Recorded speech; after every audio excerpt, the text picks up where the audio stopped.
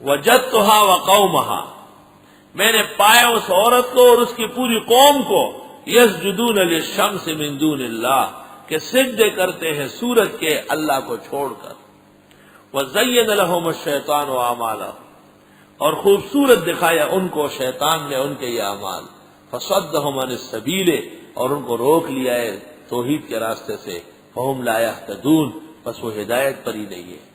حضرت کی قیامت یہ ہے کہ وہ عورت حکمران اور اس کی پوری قوم پورا ملک وہ سورج پرست ہے، خدا کو جانتے مانتے نہیں. اللہ یسجدو، حالانکہ ان کو سجدہ نہیں کرنا ہے. شیطان نے ان کو بہکایا کہ وہ سجدے نہ کرے. للہ الذی یخرج الخبأ، اس اللہ کا جو نکالتا ہے دانے کو، فی السماوات والارض، آسمان و زمین میں ایک پوشیدہ چیز کو باہر نکالتا ہے. وَيَعْلَمُ مَا تُخْفُونَ وَمَا تُعْلِنُونَ، اور وہ اللہ جانتے ہیں جو تم پوشیدہ رکھتے ہو جو دکھاتے ہو. اللہ لا الہ الا ہو. ہدہد تو توحید بیان کر رہا ہے. سلیمان دربار میں بیٹھا ہوا ہے، سن رہا ہے، اور ہدہد تقریر جاری ہے. ابھی تک ہدہد کی تقریر ہے، تقریر ہے. آپ یہ کر سکتے ہیں توحید بیان کی. اللہ لا الہ الا ہو، اللہ ہی حاجت روا ہے، کوئی اور ہے ہی نہیں. ہوا رب العرش العظیم، اس کا عرش بہت بڑا ہے. بلقیس کیا ہے اور اس کا تخت کیا چیز ہے. سلیمان کو حیران کر دیا.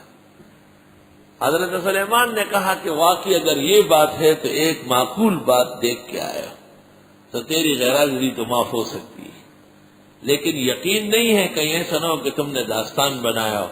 جیسے وہ طالب علم ہمارا جو تھا، تسنیم نام تھا اس کا، ایک ہی سال میں 13 نانیاں اپنی مروائی تھی. طلباء اس قسم کے گیٹ پہ آتے ہیں، میں رات کو پوچھتا ہوں کبھی کبھی کہاں گئے، دوا جاتے وقت جیب میں گولیاں ڈال لیتے، دوائیں تو ہوتی رہتی. واپسی اگر میں نے دوائی دوائی کھا دو جوڑ کی. قال سننظر، حضرت سلیمان نے کہا میں دیکھتا ہوں، اصدقت کہ تو سچا ہے، ام کنت من الکاذبین، یا ہے تو جھوٹوں میں سے. سلیمان نے کہا صبر کر، تجھے چھوڑنا نہیں، معلوم کرنا ہے. اذهب بکتابی ھذا، لے جائیے میرا یہ خط، فالقہ الیہم، ڈال ان کو، ثم تول عنہم، پھر مڑ جاؤ ان سے، فانظر، دیکھو، ماذا یرجعون، کیا جواب دیتے ہیں. اللہ اکبر. حضرت سلیمان علیہ السلام نے خط لکھا. شاہ عبد القادر نے لکھا ہے کہ خط چاندی کے ورق پر تھا اور اس میں حروف یاقوت و زبرجد کے سیاہی سے تھے، اور فل سٹاپ اور کاماز وہ سب کے سب سونے کے لگائے تھے. سلیمان کا خط ہے، سب چیزیں جو ہے لکھ کے اس کو لفافے میں بند کر کے چل دے، کیا پتہ چل جائے. اور آداب بتائے کہ خط وہاں چھوڑ کر دور جا کے بیٹھ جاؤ، سر پہ نہ کھڑے ہو، تاکہ پتہ چلے کہ میرا خط کا کیا اثر ہے. ہدہد خط لے کے چلا گیا. قوم سبا اور بلقیس جس وقت یہ پہلے جا چکا تھا تو وہ پارلیمنٹ میں تھی، تقریر کر رہی تھی، اور جب یہ دوبارہ گیا تو پارلیمنٹ برخاست ہو گئی تھی، اور وہ اپنے محل میں پہنچ چکی تھی اور اپنے اس خاص تخت پر لیٹ چکی تھی. وہ شادی شدہ نہیں تھی. اس کا طریقہ تھا کہ تمام قلعے اور تمام کمرے بند کر کے چابیاں اندر سے لگا کے چابیاں اپنے سرہانے رکھ لیتی تھی، اور باہر پولیس کھڑی ہوتی تھی اور روڈوں پر فوج پہرا دیتی تھی کہ بیگم صاحب اندر آرام کر رہی ہے، ملکہ.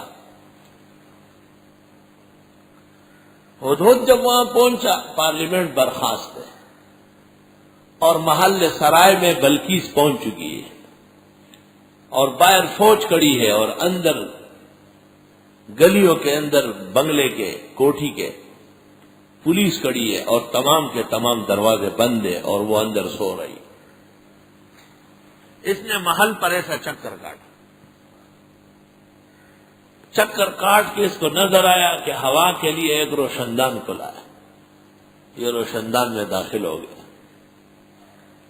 وہ نیچے اپنے اس شاہی تخت پر آرام کر رہی تھی، اس نے حضرت سلیمان کا خط اس کے سینے کے اوپر رکھ دیا، چھاتی پر یہاں، اور واپس جا کر روشندان میں بیٹھ گئے۔ حضرت کا حکم تھا ثم تول عنہ، پھر وہاں سے مڑ جائیے، فانظر ماذا یرجعون۔ بلقیس جب نیند سے بیدار ہوئی تو دیکھا کہ خط پڑا ہوا ہے سینے پر۔ خط دیکھ کر کے جلدی چابیوں کو تلاش کیے تو چابیاں مکمل موجود ہیں۔ آئی دروازے کھولنے کے لیے، دروازے سب مقفل ہے، بند ہے۔ دروازے کھول کے باہر آئی اور پولیس سے پوچھا تم لوگ کہاں تھے؟ کہا ہم یہی ہیں۔ کہا فوج کہاں ہے؟ کہا وہ کھڑی ہے۔ کہا کون اندر آیا؟ کہا کوئی نہیں۔ کہا یہ خط آیا ہے۔ خط کیسے اندر آیا؟ اور یہ اوپر بیٹھا ہوا ہے، سن رہا ہے سارا۔ اس کو کیا پتا تھا کہ سلیمان پیغمبر کے ایسا فورس ہے۔ اس نے گھنٹی بجائی اور حکم دے دیا کہ پارلیمنٹ طلب کرو اور چٹ پٹ میرے محل میں اجلاس کرو۔ یہ تو بہت بڑا واقعہ ہوا ہے کہ خط اندر آیا، میرے سینے پہ رکھا گیا اور فوج اور پولیس کو پتہ نہیں ہے، دروازے کھلے نہیں۔ قالت کہنے لگی یا ایھا الملأ، اے میرے سردارو، انی القی الی کتاب کریم، بے شک میرے پاس آیا ہے خط بہت عزت والا۔ خط کے ہر ورق، ہر سطر سے حضرت سلیمان کی سلطنت کا دبدبہ و ہیبت و جلال ظاہر ہے، کیونکہ چاندی کے ورق پر اور یاقوت و زبرجد کی سیاہی سے اور سونے کے کاماز و فل سٹاپ کے ساتھ اعراب سے خط لکھا گیا ہے۔ خط کا کیا مضمون ہے کھولا؟ انہ من سلیمان، انہ من سلیمان، بے شک یہ خط سلیمان کی طرف سے ہے۔ وَإِنَّهُ بسم اللہ الرحمن الرحیم، اور بے شک شروع اللہ کے نام سے جو رحمان الرحیم ہے۔ اللہ تعالی علیہ، ماما نزان مدر نوا واتونی مسلمین راشا و سمشا۔ یار ارمان دے پختو سمجھ زبردست ترجمہ ہے۔ اللہ تعالی علیہ، اب دیکھو اردو وہ بلاغت نہیں ہوگی، سر چڑی نہ بن میرے اوپر، اللہ تعالی علیہ، بڑی بننے کی کوشش نہ کرو میرے سامنے، اللہ تعالی علیہ، بھاری پن نہ ڈالو میرے اوپر۔ ایک بھی وہ ترجمہ نہیں جو عربی کلام میں ہے، پختو عین بالکل مغز روباسی، ماما نے ویزان مدرا نوا، سب ماما نے زان درانے، اللہ تعالی علیہ۔ استاد گرامی قدر مفسر و مورخ مولانا لطف اللہ صاحب سے میں نے پڑھتے وقت کہا کہ اس کا ترجمہ اس طرح ہے، تو حضرت نے کہا ہاں، نسخہ اپنا نسخہ منگوایا اور اس میں سے مٹایا اور یہ ترجمہ لکھا، اور میں بہترین ترجمہ رہا تھا۔ بچپن سے دماغ سیال تھا اور ادبی تراجم کا خاص خیال ہوتا تھا۔ حضرت صاحب بچے سگڑی میجیری ترجمہ پکار دا اللہ تعالی علیہ ماما نزان مدرنما واتونی راشا مسلمین سمشا۔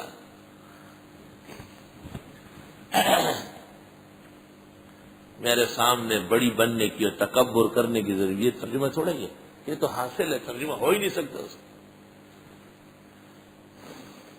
اور آ جائیے مسلمان ہو کر، یہ خط ہے، بس مختصر خط ہوتا ہے۔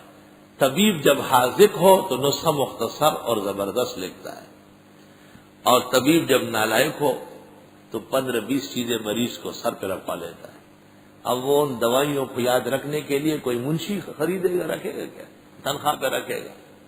ہو سکتا ہے سر میں درد ہے، زکام ہو سکتا ہے پیٹ خراب ہے، ہو سکتا ہے جوڑوں کا درد ہو سکتا ہے، کئی قسم کے موجود بھی ہے، اور طبیب حاذق ہے، وہ سمجھ گیا کہ یہ گرم گرم آ چکا تھا اور ٹھنڈا پانی پیا ہے،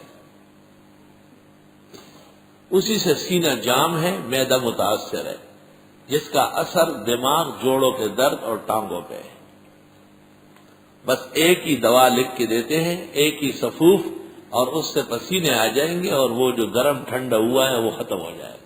طبیب حاضر ہے، انہ من سلیمان۔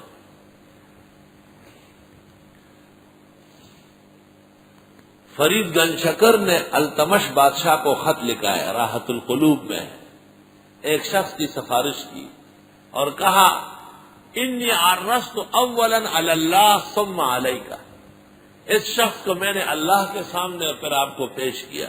ان فعلت فعلہ فانت مشکور وان لم تفعل فانت معذور والسلام. اگر آپ نے اس کا کام کر دیا تو شکریہ، نہیں کر سکے تو آپ معذور ہوں گے والسلام. مختصر